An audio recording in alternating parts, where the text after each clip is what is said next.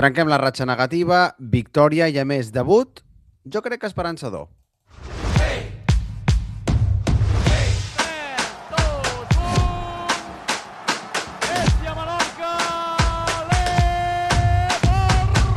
El podcast de l'Hèstia Menorca. Què tal? Salutacions, benvinguts a un nou episodi del podcast de l'Hèstia Menorca, aquest podcast que dediquem al millor equip de bàsquet de Menorca i, per tant, del conjunt de les Illes Balears. I això encara queda més palès després de la victòria d'aquest cap de setmana contra Tizona Burgos, un equip de la part baixa però que venia de refer-se amb algunes victòries, amb una dinàmica positiva i que agafava un Hèstia Menorca en hores baixes, que acumulava 3 desfetes, però Vintaufa va tornar a ser un talismà, podem dir, 88-70, i ens tornem a reenganxar al tren del playoff. Adrià Quatrecases, com estàs? Axel Camarasa, estic bé. Ha passat tot Pasco, o sigui que sí. Avui anàvem a gravar una miqueta més tard del que és habitual. Intentem fer l'episodi el més immediatament que ens és possible. Aquest cap de setmana era un poc complicat a nivell d'agenda i sí. Ara que començava a agradar, pensava, de cop he dubtat, dic, com va anar aquest partit? Va estar bé? No, vam jugar bé? Saps? De cop he tingut dubtes, per sort tinc apunts, però han passat uns dies i per tant tenim el suflé reposat i l'eufòria més moderada. Jo crec que va ser un partit millor que els últims, on havíem explicat aquesta bajona, no? Aquesta bajona que havia pillat l'equip, sí. Però tampoc per tirar coets. Vull dir, s'hi va deixar notar que el rival tampoc era gran cosa i l'equip va tornar a deixar mostres de que en certs moments li port, jo crec que el nerviosisme, la tensió o digue-li com vulguis, aquesta certa precipitació, no? Vaig tornar a notar que l'equip volia córrer més del que les cames donaven de sí i per tot i així potser sí que es va guanyar una mica més de consistència i una mica més de solidesa, no? De no ser tants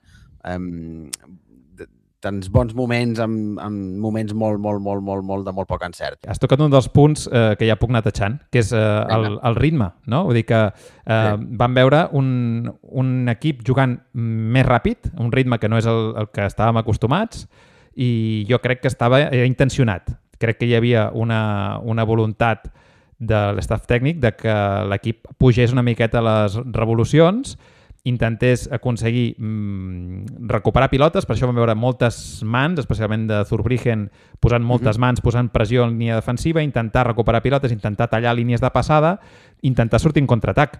Això, a un equip que no està acostumat, també implica més pèrdues de pilota. El que passa és que crec que hi vam guanyar més del que hi vam perdre, perquè la veritat és que els punts fàcils a un equip que últimament li estava costant molt anotar, doncs són d'agrair. Sí. I jo crec que hi ha un altre factor a nivell de velocitat que va més enllà de les simples possessions i del simple intentar arribar abans a la cistella contrària, sinó que vam veure decisions ràpides, més moviment de pilota. Clar, això a vegades és el més difícil, no? Sí. Decidir ràpid, decidir bé. Exacte, sí, però a vegades és més important decidir ràpid que decidir bé. Això és l'estratègia militar de Napoleó. L'Hèstia Menorca va aplicar filosofia napoleònica, que és que les decisions ràpides guanyen a les decisions correctes. A nivell militar, així ho feia Napoleó, i l'Hèstia ho va fer a la pista de bàsquet. Van prendre decisions més de pressa, el que un jugador tenia la pilota era o tiro, o boto, o passo, però he de decidir en un segon. No la puc tenir a les mans 4 segons i ara voto i ara m'ho penso. A excepció de Jay Lincoln, que li costa, els altres van estar bastant aplicats en aquesta línia i jo crec que van veure molt millor atac que els darrers partits. Crec que anem en bona línia. 88 punts denoten que a nivell ofensiu es va fer una molt bona tasca, tot i no tenir encara grans percentatges d'encert en la línia en el tir exterior. Per tot i així, la sensació aquella de que en moments calents o que el rival t'apreta, aquesta setmana sí que van entrar els triples. Recordo un de Lobo, un de Vicedo, que eren pilotes calentetes que t'apretava el rival. Aquesta vegada va caure cara i, per tant, també s'agraeix poder mantenir el rival a ratlla quan s'estan cigalant. Sí, i Nico Galet. També vam veure Nico Galet correcte. retrobant-se amb el tir i jo crec que aquesta posició de 4, no? Nico Galet més Vicedo tornant a ser una amenaça exterior amb tirs molt alliberats realment, que van aconseguir doncs, aprofitar, no? És molt important. És molt important perquè això obliga les defenses a ser honestes i a que no es puguin tancar i saturar la pintura, no? Un apunt de Vicedo que vaig apuntar, que vaig anotar, que no sé si és rellevant o no. A veure. El vaig trobar en situacions de tir molt més centrades i molt menys, diguem, dels corners, de les ales, per entendre'n, sinó jugant molt més a prop del que vindria a ser l'eix central. Sí, o més, diguem, de l'alçada del tir lliure cap a mig camp, més que no pas de l'alçada del tir lliure cap al fons de la pista. Correcte. Sí. Sí, bona vista, eh? Bona vista. Sí, bona vista. No, és veritat. Jo crec que també és una manera d'ajudar a que se'l vegi més, no? És a dir, crec que les cantonades acostuma a ser un lloc que acostuma a ser un lloc que els percentatges acostumen a ser més alts i acostuma. I no tens taulell. No, bueno, però és que els triples en principi no els tires per tauler. En principi. Ja, si fots una pedrada des de la frontal... Sí. O des del... No? No sé. El que passa és que el que obligues especialment és que obligues a la defensa, l'obligues a estirar-se al màxim, no? És la posició més difícil d'arribar a una ajuda a algun jugador que vagi cap a dintre la pintura, no? És a dir, ha de fer més metros i això acostuma a ser un factor que ajuda. El que passa és que en contra té una pega que és que estàs menys visible, no? Pels jugadors que fan una penetració o algú que agafa un rebot. És una zona més obscura i en canvi si estàs oferint més si estàs a les ales, no? En tot cas, no cal limitar-se a una zona. És a dir, tant el jugador que juga obert, sigui el 4, sigui el 3, sigui qui sigui, crec que s'ha de moure per tota aquesta banda lateral i si juga a la banda dreta, doncs té tot l'espai de la banda dreta per anar-se movent i anar sincronitzat amb on estigui la pilota, no? Però sí que s'han d'oferir, no s'han d'arronsar i han de tenir confiança en el tir, que això és molt fàcil de dir i molt difícil de fer, perquè quan estàs en mala ratxa, com estaven tant Vicedo com Galet els darrers partits, que tiraven i no entraven, es va arronsant el braç, cada cop dius, mira, escolta'm, millor la passo, i això fa que quan tires encara estàs més condicionat i és una pilota que es va fent gran, no? Per tant, és un bon senyal que entressin els tirs, no només per sumar punts, sinó a nivell també psicològic. De fet, Vicedo és el que té un balanç de més-menys més elevat, té un més 21 en bella pista. En canvi, amb Nico Galet, que sobre el paper i sobre estadístiques fredes podrien haver fet unes xifres similars, no? 22 minuts 1, 19 Galet, un ha fet 2 de 4 en triples, l'altre 3 de 7. Bueno, percentatges similars, en el més menys, Vicedo té més 21, en canvi Nico Galet menys 5. Vull dir que això també demostra que Vicedo aporta moltíssimes coses més, no? I que quan ell és a pista el joc també és més fluid. Això sí que sí, malgrat l'encert de Nico Galet, amb Vicedo tothom està més segur, no? Sí, aporten coses diferents. Jo crec que Nico Galet aporta una presència física i rebot que Vicedo potser no tant, no? I això es compensa per altra banda. També és veritat que els minuts de Vicedo eren els minuts amb Finshot i els minuts de Nico Galet eren minuts amb Arteaga o amb Wemby. I això també afecta. Wemby MVP, 20 de valoració, sense que jo et digués ara que et digui destacar una cosa de Wemby que hagués fet bé i tampoc potser no sortia cap foto, no? Sí, és veritat. Va ser un partit en què potser no va fer res especialment destacat, però no va fer res malament, no? És a dir, va ser sòlid, eficient i és el que esperes, al final és el que esperes del seu perfil.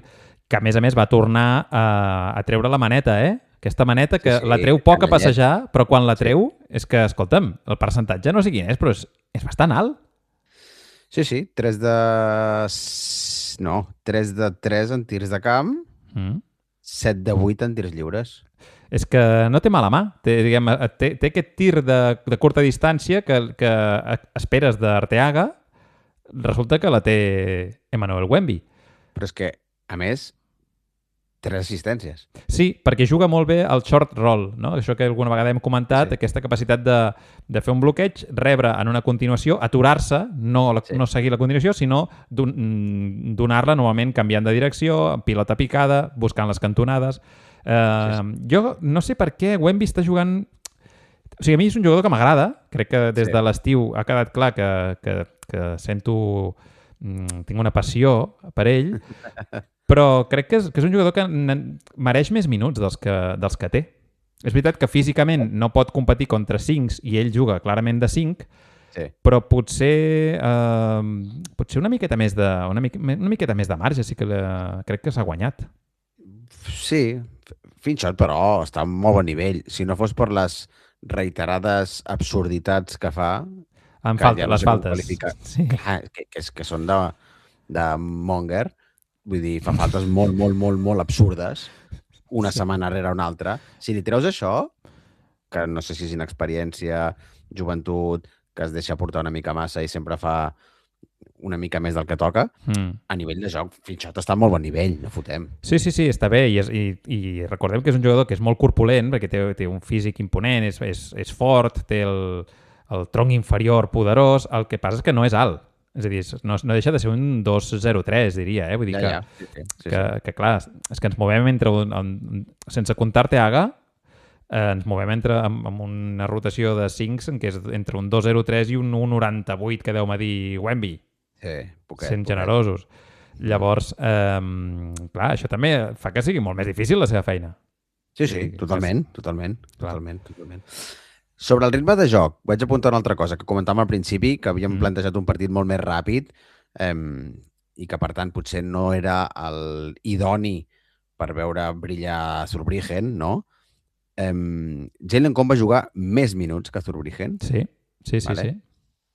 Però també va haver un moment que Zurbriggen va fer un gest estrany i va demanar com el canvi se'n va anar al vestidor. No sé si t'hi vas fixar.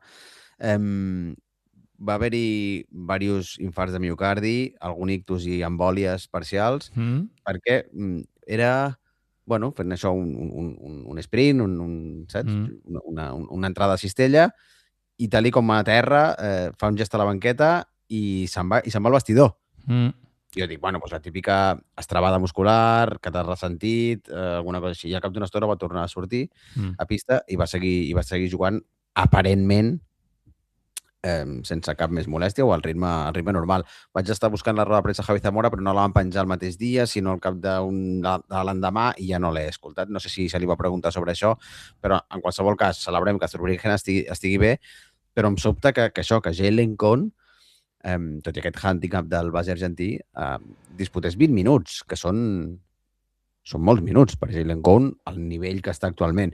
Jo crec que més esforços Javi Zamora per recuperar-lo no se li poden demanar. Vull dir, està fent tot. L'ha tret de titular, li dona minuts de qualitat, li dona tota mena de companys. Li dona minuts... Que no jugui de 1, que jugui de 2. Però... Alguns minuts ha jugat de 2, també en aquest partit. Els 2 darrers partits ha jugat alguns minuts amb Zurbriggen al costat o amb Paul Molins. Per tant, crec que és exactament el que dius tu. Crec que Zamora sap que les possibilitats d'aquest equip passen per recuperar Jalen Cohn o per tenir una versió, no ho sé, una versió de marca blanca del Jalen Cohn de la temporada anterior. Sí, no ho va fer malament, vull dir, però és intrascendent ara mateix, no? Bé, jo crec que no. Jo crec que és molt important. Aquests partits, també fa jornades que ho diem, però crec que és important donar-li galons, donar-li confiança, que tiri més. Va tirar poquet, però i diria que només va fer un triple, em sembla? O una cistella? No, una cistella de 2. De 2, sí. O sigui, un triple el va intentar i el va fallar. Sí. Per tant, aquí estem. Això és la seva aportació, diguem, quant a punts. Clar, però que Jalen Cohn jugui 20 minuts i tiri un triple, aquest no és Jalen Cohn. Aquest és un altre jugador. Per tant, necessitem que Jalen Cohn tiri. No sé si necessitem fer-li una oda o què necessites, però Jalen, tira. Que no en fem, ojo, Sí, Jalen, tira. No tinguis por, et necessitem que tiris, confiem en tu, l'equip confia en tu, l'Illa confia en tu. Si no entren, et perdonarem, però tira, no t'arronsis. Demano disculpes aquí a Littleson i Adam Sola, sí, perquè, òbviament, donem per fet el que estan fent i a vegades normalitzem qüestions que no són del tot normals. Vull dir, el nivell al que estan, des de fa moltes i moltes jornades, és realment espectacular, perquè a vegades quan Lobo es calenta i fot 4 triples seguits, el destaquem, quan Vicedo recupera una mica i és més vistós, el destaquem, quan Nico Gallet sap on està la cistella i es troba una mica i sap votar, doncs ja també el felicitem, però clar, tot plegat encaixa i s'aguanta per dos pilars com són Adam Sola i Spencer Littleston, que mengen absolutament a part. Sí. I Littleston, ja ho hem dit, és un jugador que és carn d'ACB, és un jugador completíssim, ha tornat a fer una altra exhibició, et pot tirar de 3, va obrir el camp, va ser el que va desencallar la segona part a nivell ofensiu, juntament amb les penetracions de Zurbriggen, però realment la riquesa, no? Les múltiples capacitats d'anotació de Littleston des de tots els angles, d'esquena a cistella, de mitja distància, de llarga distància, penetracions, joc en carretó... Sí. És espectacular i, a més, li sumes que en defensa...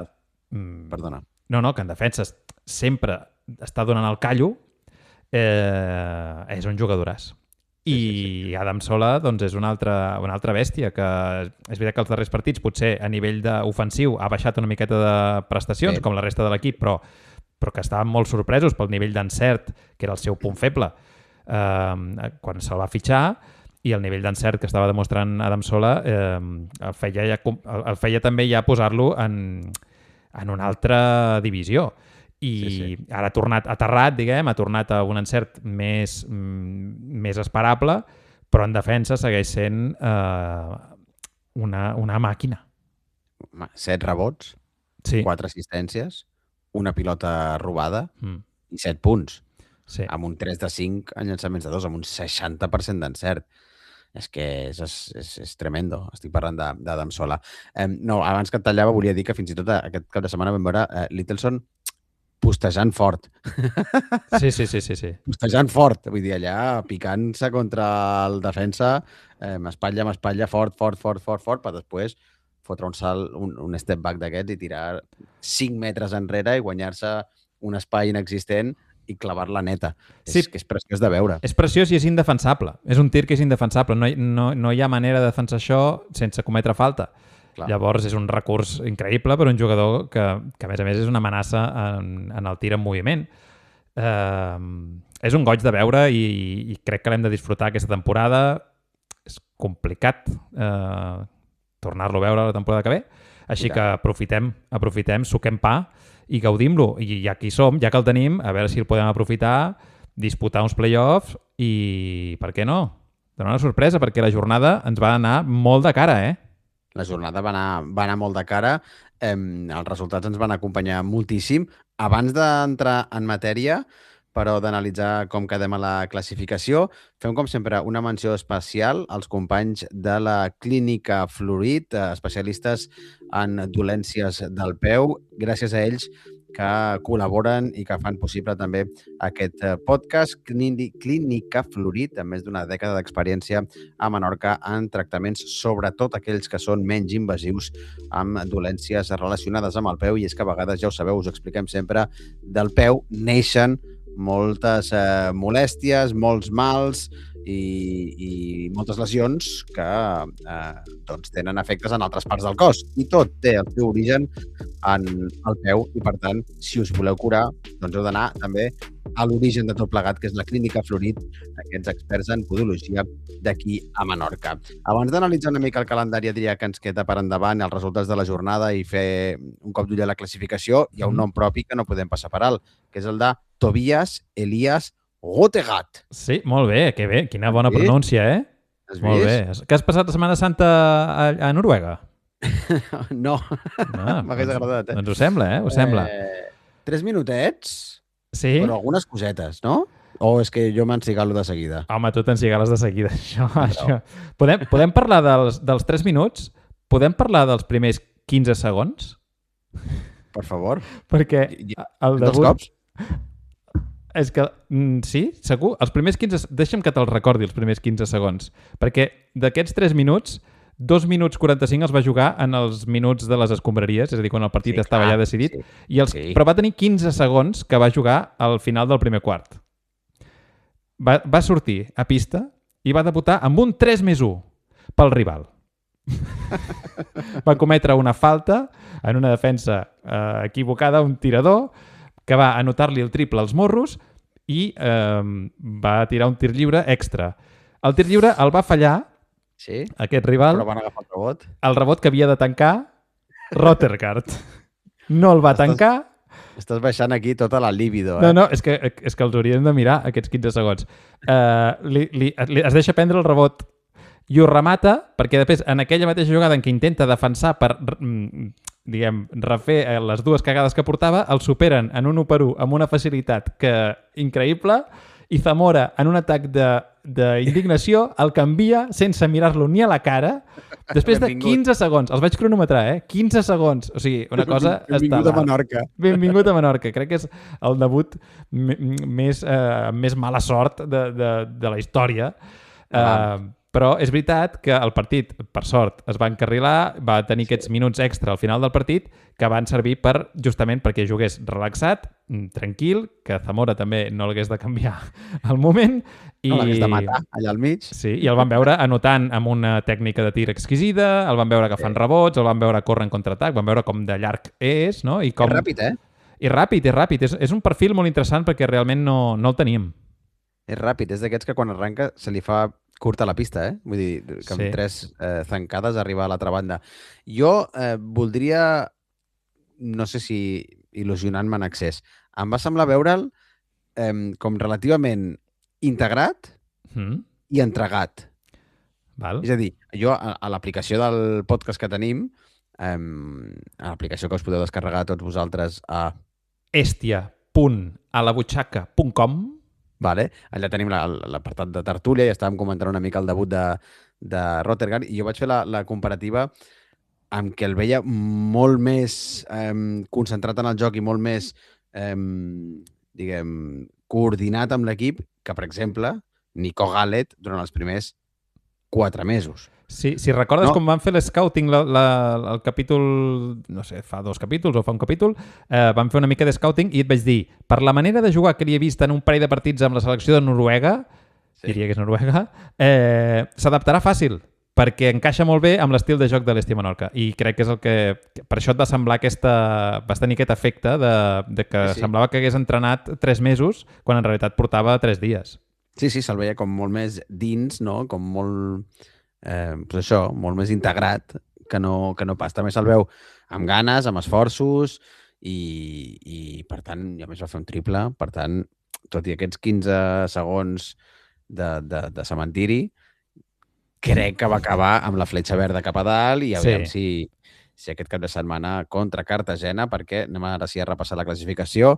Seguim novens, vale? L'última plaça que dona accés a playoff, però ja tenim 2 victòries sobre el següent perseguidor, que seria Caja Rural Zamora. Aquí també li traiem el bàsquet d'averatge, per tant estem a la pràctica a 3 partits de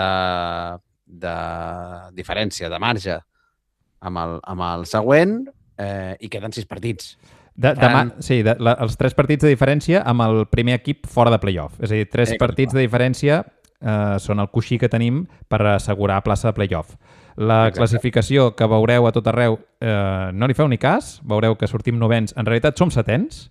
Clar, per tant, ignoreu les fake news i centreu-vos, baixeu-vos l'aplicació a estia.alabutxaca.com, allà teniu la classificació ben feta de veritat, perquè l'Estia Menorca està per damunt d'Alacant, per damunt de Fuenlabrada, per tant, no només són les 3 victòries de marge respecte al desè, sinó que, a més, tenim 2 equips per sota que, evidentment, també poden llapar.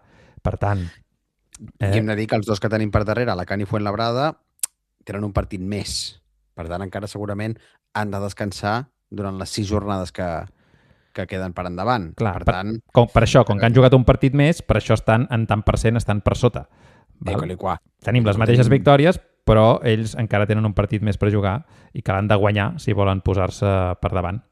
Ho tenim molt bé. i el proper cap de setmana tornem a jugar a Vintaufas, si no vaig errat, i ho fem contra Cartagena, que és un equip de la... No, juguem a Cartagena, Juguem perdó. a Cartagena, sí.